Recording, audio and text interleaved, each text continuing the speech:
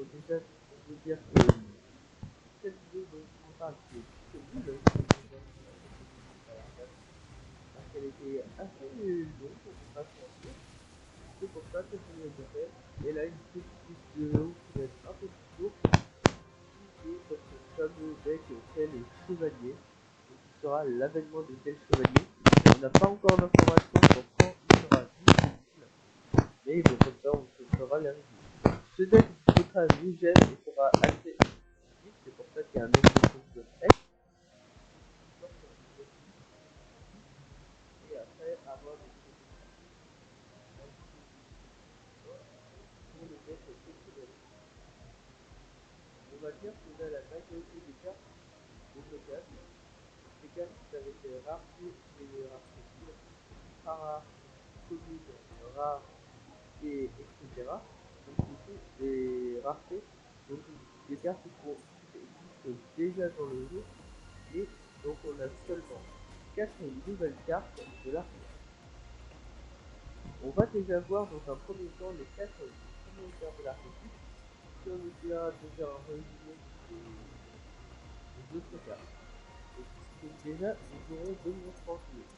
Donc il va ajouter la technique de l'invocation tangile de Travel.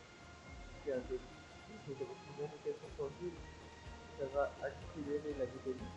Cela de savoir que c'est des cartes de rang 4. Donc comme ça, vous allez pouvoir placer vos monstres de niveau 4 un petit peu plus facilement. Ça c'est assez cool. La première carte, c'est le sacré chevalier des traducteurs. Donc en gros, sur notre pointeuse, c'est pas en pointeuse par triangulation exceptionnelle.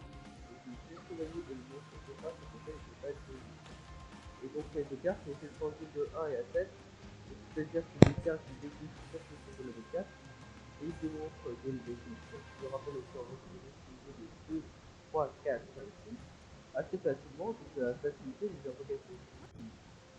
Et donc ensuite on fait les monstres, c'est que quand on va être invoqué normalement, et ça c'est quand les retourner à surtout par pendulation, on va pouvoir cibler un autre monstre, tel chevalier Isétra, sur les deux monstres d'une profil, et cibler une carte de défense par l'adversaire, et détruire les cartes. Donc en fait ça va permettre de détruire une de vos cartes, et en même temps de détruire une carte prise par l'adversaire, parce qu'on sait que chose de ligne. C'est les cartes qui sont posées donc avec les Titans, qui sont des cartes magnifiques qui sont génériques dans le PSS. Donc ils ont des statuts uniques, Trapad. Donc ça ce sont des cartes qui peuvent être assez dangereuses, voire ennuyantes. Après, donc voilà, et donc on peut les détruire. Donc en gros, lui va nous permettre de gérer les cartes de ce qu'on appelle les patrons, donc les cartes qui peuvent être contrôlées par l'adversaire. Donc nous avons ensuite d'autres Zetracuban qui lui va nous permettre de débarrasser les monstres face recto contrôlés par l'adversaire lorsqu'il est invoqué. Et moi je pense que son effet de monstre, on va pas trop l'utiliser. Ces deux cartes elles vont surtout être là pour être dans les zones pendules et du coup faire avoir accès à vos invocations par pendulation. Ensuite, on va voir une nouvelle carte ici de rang 4, c'est le chevalier Trivert. Donc durant le tour où on va invoquer par ici, on va invoquer d'autres monstres. Et donc si cette carte est invoquée par ici, retournez toutes les autres cartes sur le terrain à la main. Donc c'est assez fort. Et en plus ces cartes à pendulation, du coup, n'ont pas de restriction d'invocation pendule, parce qu'avec le magicien du temps au début du jeu, il faut contrôler aucun monstre pour les invocations pendules. Donc c'est plutôt bon. Donc toutes les deux cartes. Donc sur le terrain ça ne précise pas, donc ça peut également être des monstres de terre.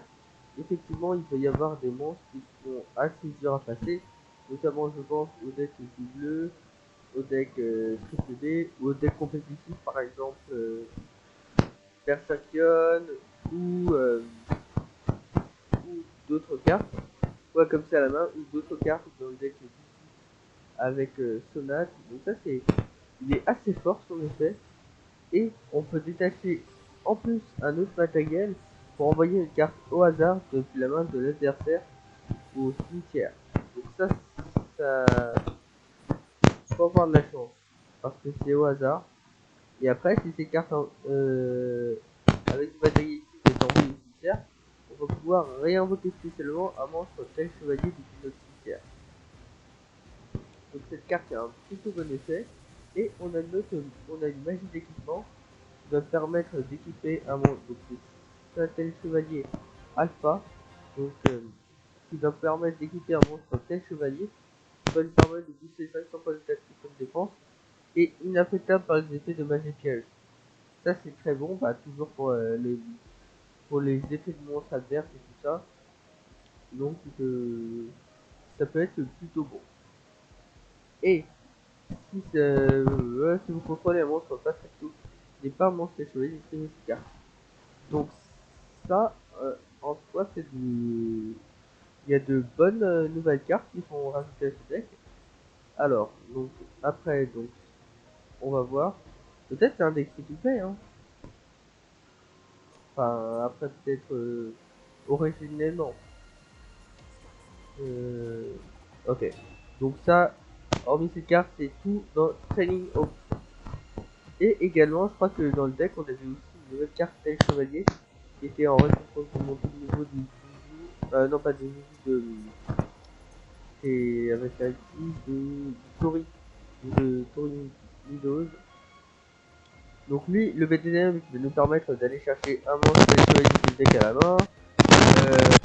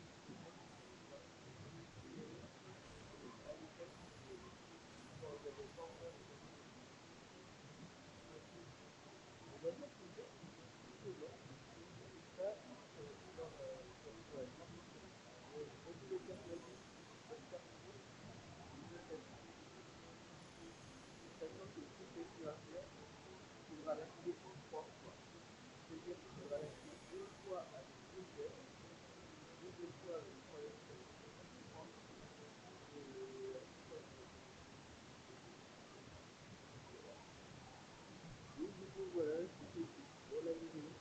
J'espère que vous aurez apprécié si c'est le cas, n'hésitez pas à vous abonner avec un like, ainsi que sur la cloche pour recevoir le. Et donc, ce soir, on va chercher une vidéo qui s'attaque sur une nouvelle vidéo concernant les dernières informations de la vie. La première petite histoire,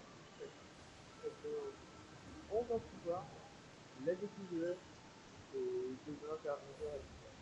Ça dépend quand la vidéo sera.